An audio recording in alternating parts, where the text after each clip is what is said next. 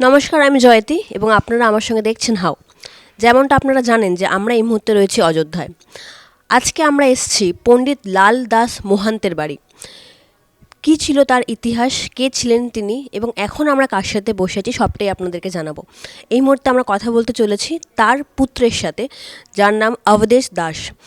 লাল দাস মোহান্ত ছিলেন হাইকোর্ট দ্বারা নির্বাচিত একজন পণ্ডিত বা পুরোহিত, যিনি কিনা পুরনো যে রাম মন্দির ছিল, মানে বাবরি মসজিদ থাকার পাশাপাশি যে আরেকটি রাম মন্দির ছিল তার পাশেই, সেই রাম মন্দিরের পূজারী ছিলেন এবং তাকে হাইকোর্ট থেকে নির্বাচিত করা হয়েছিল। কিন্তু 1991 সালে বিজেপির সরকার বা ভিএচপির থেকে তাকে জোর জবরদস্তি সেই মন্দির থেকে বের করে দেওয়া হয়, তার পৌরোহিত্য কেড়ে নেওয়া হয় এবং ঠিক তার 1-2 বছরের মাথায় তাকে খুন করে দেওয়া হয়।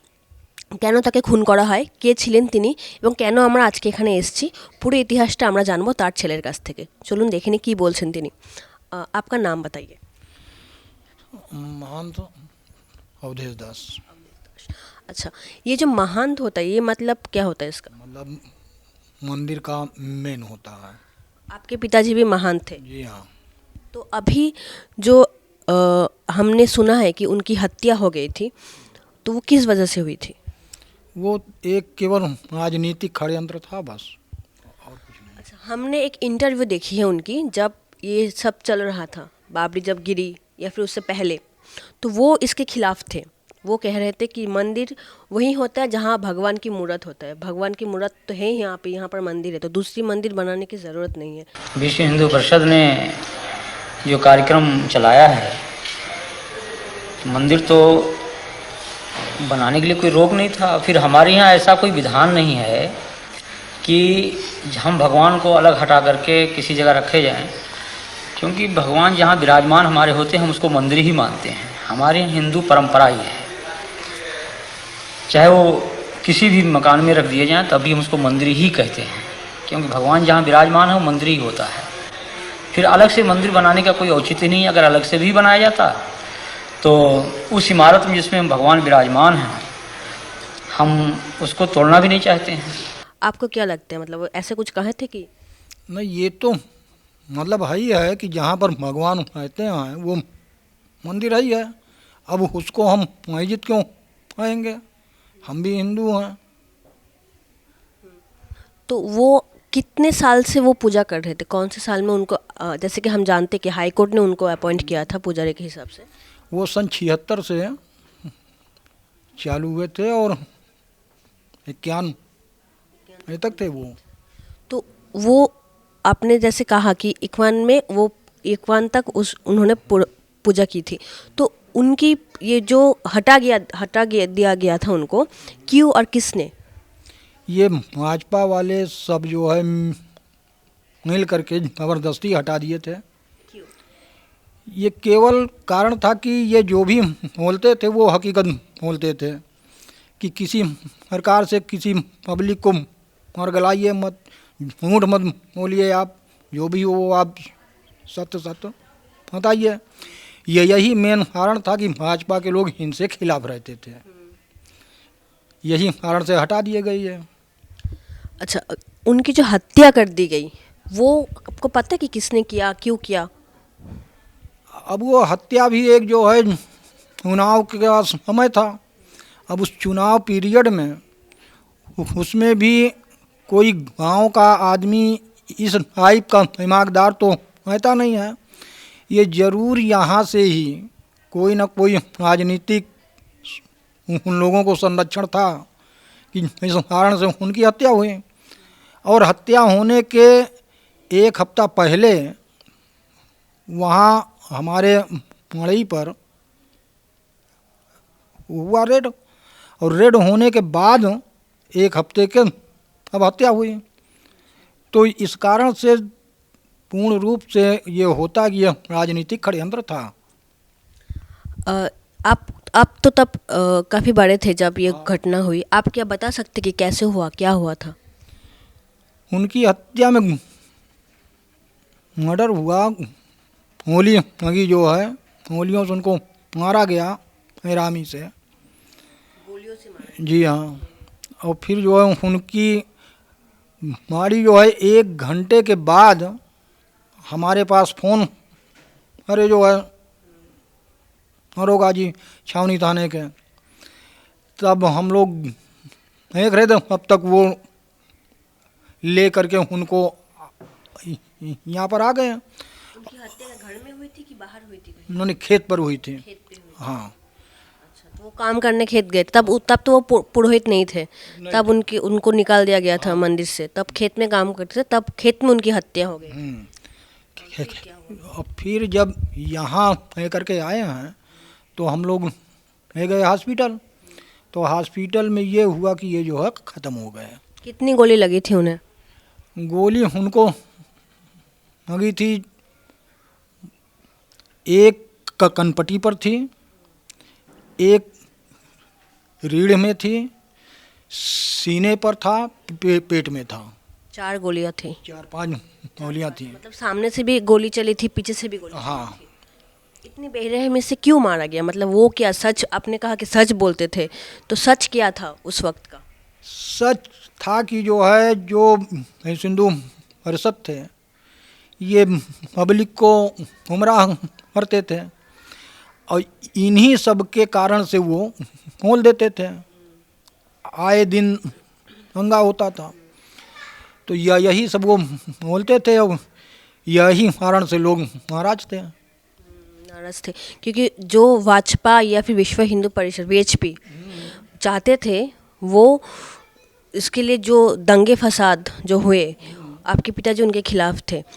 उस वक्त मैंने जो इंटरव्यू उनकी है अभी अवेलेबल, तो वहाँ पे मैंने देखा था कि वो कह रहे थे कि जो अभी जो मंदिर है, जो जैसे कि हनुमानगढ़ी है और भी कुछ मंदिर है, वो मुस्लिम जो शासक थे उस टाइम के, उन्होंने भी कुछ डोनेशन दिया था मंदिरों में। तो वो चाहते थे कि ये को एग्जिस्टेंस जो हिंदू मुसलमान मिलकर रहते थे अयोध्या में, वो चाहते थे कि वो बरकरार रहे, लेकिन वैसा हो नहीं रहा था। तो शायद क्या इसी वजह से कुछ नहीं, ये बात नहीं थी, लेकिन मतलब जो इन लोगों के बर्ताव थे, जो पब्लिक के साथ ये लोग करते थे, यही मेन कारण था।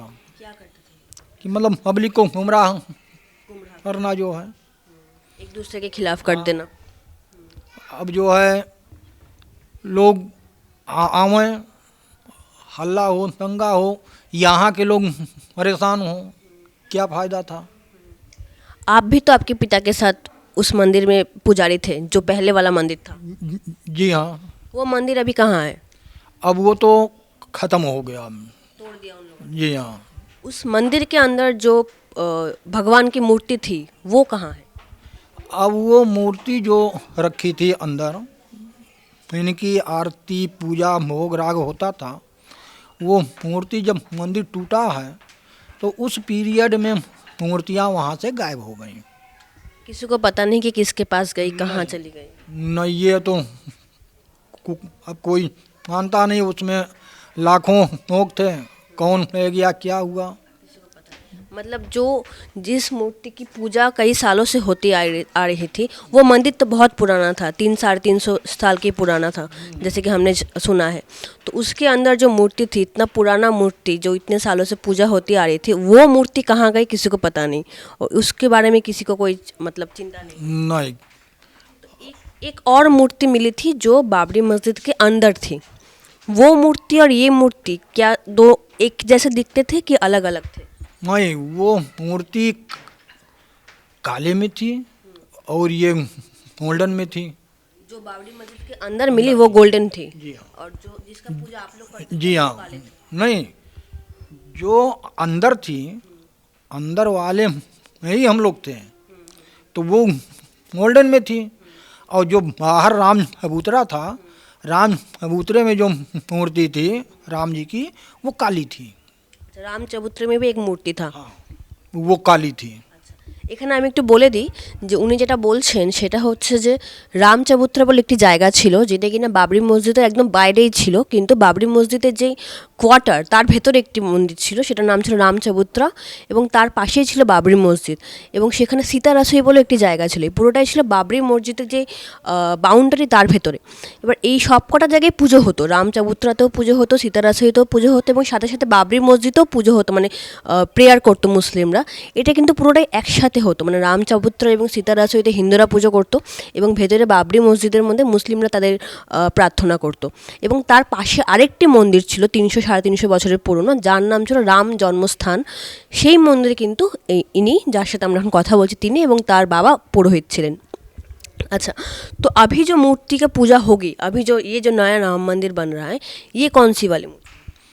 अब ये कौन सी मूर्ति है, कहाँ से लाए हैं, क्या ये बनाएंगे, ये हम लोगों को कोई मालूम नहीं है, क्योंकि हम लोग वहाँ आते भी नहीं।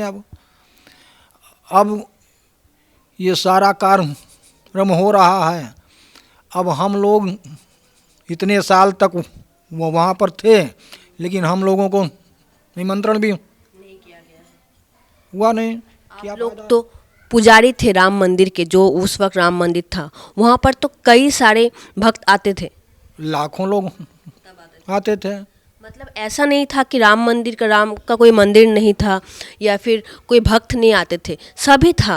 लेकिन फिर भी एक नया मंदिर बनाया गया, फिर भी एक नया मूर्ति लाया जा रहा है। नहीं, मंदिर था, पूजा होता था, लाखों यात्री आते थे, दर्शन करते थे। अब उसके बावजूद एक हमारे यहाँ का नियम है, जहाँ भी मंदिर कोई भी अब भगवान है तो वो मंदिर ही है। अयोध्या में हर घर भगवान है, और यहाँ पर मस्जिद का कोई वो नाम था ही नहीं, केवल लोग बाबरी मस्जिद बोलते थे। लेकिन वो वास्तव में वहाँ पर आरती होती थी, पूजा, तो इस कारण से वो मंदिर जैसे। हाँ, अब ये समस्या थी। तो बाबरी मस्जिद के अंदर क्या मुस्लिम भी अपना प्रार्थना करते थे कि फिर पूजा ही होती थी बस? मुसलमान मंदिर से 200 गज के अंदर आने का उनको परमिशन था ही नहीं मजिस्ट्रेट के द्वारा। तो वो अपना प्रेयर कहाँ करते थे? वो यहाँ से उनका जो यहाँ से कम 500-600 मीटर दूर मस्जिद है, दाहिने बाएं है, तमाम है, वहाँ करते थे, लेकिन जन्म भूमि में नहीं करते थे।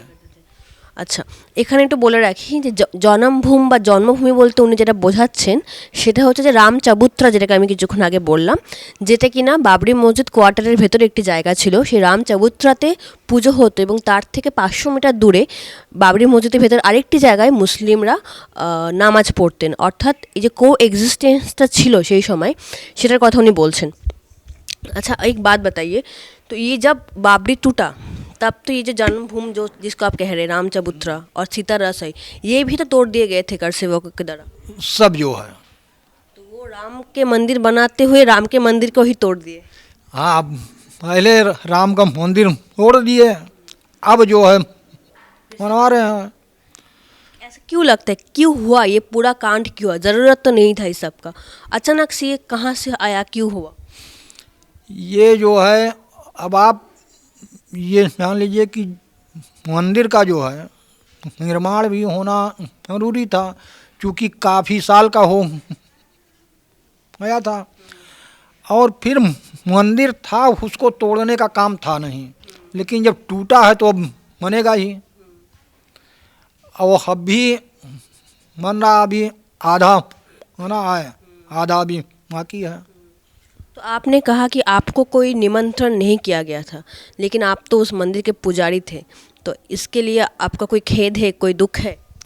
हमको काफ़ी खेद है कि हम वर्षों तक वहाँ किए, आरती पूजा सब कुछ किए, लेकिन हम लोगों को निमंत्रण कोई मिला ही नहीं। क्यों लगता है ऐसा? क्योंकि आपके पिता ने सच बोला था एक टाइम पे, इसलिए हो सकता है क्या? हाँ, ये तो है ये भाई, अब हम लोगों के लिए इन लोग हमेशा दूरी ही रखते हैं। तो अभी जो पुरोहित वहाँ पे पूजा कर रहे हैं वो कौन है? आप पहचानते हैं उनको? वो कहाँ से आए हैं?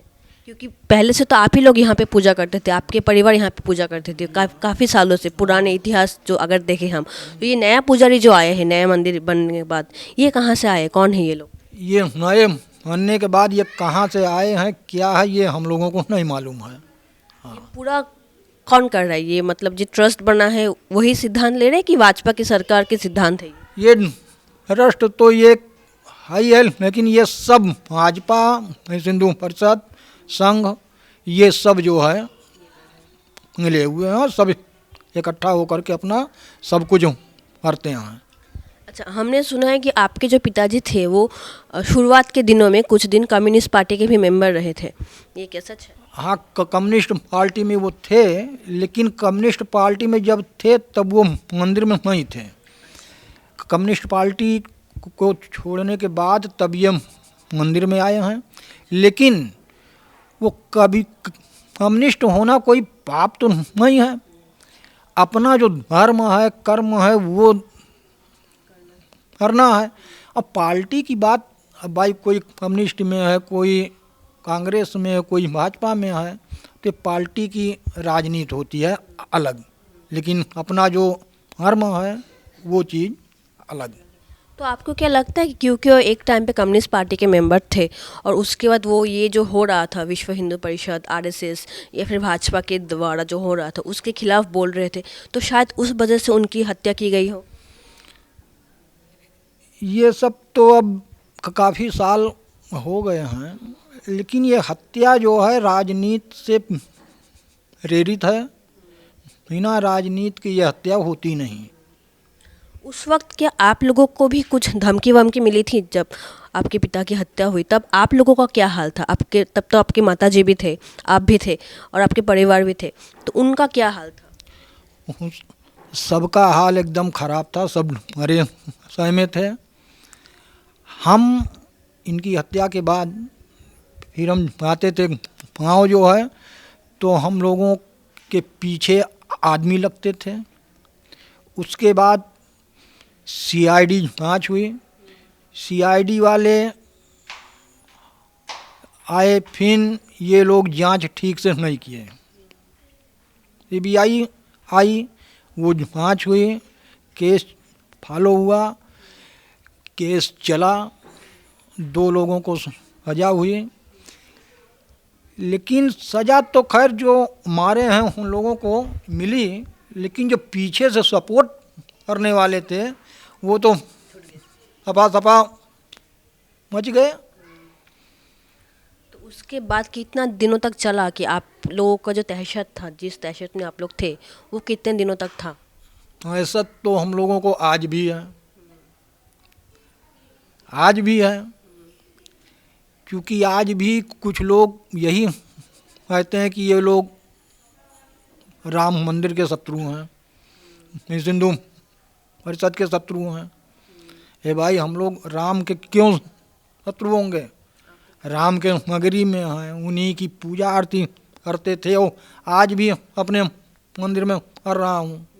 अभी जो यहाँ पर जो मंदिर है, हाँ। जो हमने देखा, तो आप अभी जो मंदिर बन रहा है उसको लेकर आपका क्या विचार है, क्या कहना चाहते हैं? नहीं, मंदिर बन रहा है, बहुत बढ़िया है, अच्छा है। राम का मंदिर है, भगवान का मंदिर चाहे जब बने, जो भी बना हुआ है वो ठीक है। अभी जो शंकराचार्य है हमारे देश का, आपको पता होगा, जो 4 शंकराचार्य हैं, जो हिंदू धर्म में जिसको सबसे बड़ा आचार्य माना जाता है, वो 4 शंकराचार्य ने कहा है कि वो यहाँ पे नहीं आएंगे क्योंकि अभी इस मंदिर को लेकर राजनीति हो रहा है और मोदी और योगी जी जो है वो सब कुछ कर रहे हैं, तो ये राजनीतिकरण हो रहा है मंदिर का। जो धर्मीय जो शास्त्र है उसके हिसाब से मंदिर नहीं हो रहा है। आप कुछ कहना चाहेंगे इस बारे में? अब शंकराचार्य जी जो है उनके ऊपर जो है टिप्पणी करना जो है ठीक नहीं है। नहीं, आप क्या उनसे सहमत हैं? वो जो कह रहे हैं कि सहमत नहीं? नहीं, सहमत तो हैं, ये तो बात है, लेकिन अब टिप्पणी करना। अच्छा, यहाँ पर मंदिर तो बन रहा है, विकास क्या हुआ है? आपको क्या लगता है यहाँ पर जो सामग्रिक विकास होता है शिक्षा में, स्वास्थ्य में, वो क्या हुआ है? सुधार के नाम पर यहाँ कुछ नहीं हुआ है। विकास के नाम पर केवल रोड बना है और जगह जगह चौराहा बना दिए हैं। अब यहाँ स्वास्थ्य का भी कोई ठीक ठाक नहीं है, शिक्षा भी कोई खास नहीं है, रोजगार तो अब लोगों को देना का जो करते थे वो भी आज बेकार हो गए। रोड के चक्कर में रोड बनता गया, इनका दुकान दौरी सब टूट टाट के हो गया अलग। मतलब जो लोग रोजगार करते थे उन जगह में, उनका दुकान चला गया ये रोड बनाने के चक्कर में, हाँ, तो वो भी बेरोजगार हो गए और नए लोगों को तो जॉब मिले ही नहीं। कुछ नहीं, ये सब केवल जो है हल्ला है, बाकी कुछ नहीं। सब केवल राम के नाम पर वोट की राजनीति, बाकी नहीं है कुछ। ধন্যবাদ हमें समय देने के लिए, बहुत ধন্যবাদ। আপনারা এতক্ষণ শুনছিলেন অবধেশ দাসের কথা। তিনিও একসময় মাহান্ত মানে মেন পূজারী ছিলেন রাম মন্দিরে, যেটা ছিল ইতিহাসে, যে রাম মন্দিরকে চেনে, নতুন রাম মন্দিরের কথা নয়, যেটা ইতিহাসে ছিল, সেই রাম মন্দিরের পূজারী ছিলেন। তার বাবাকে হত্যা করে দেওয়া হয়েছিল সেই রাম মন্দিরের পূজারী, মানে এক রাম মন্দিরের পূজারীকে হত্যা করে দিয়ে আরেক রাম মন্দির প্রতিষ্ঠা হয়েছে, এবং সেই রাম মন্দিরে পুরনো রাম মন্দিরে পুরোহিতদেরকে ডাকাও হয়নি। আজকে এই পর্যন্তই, দেখতে থাকুন হাও।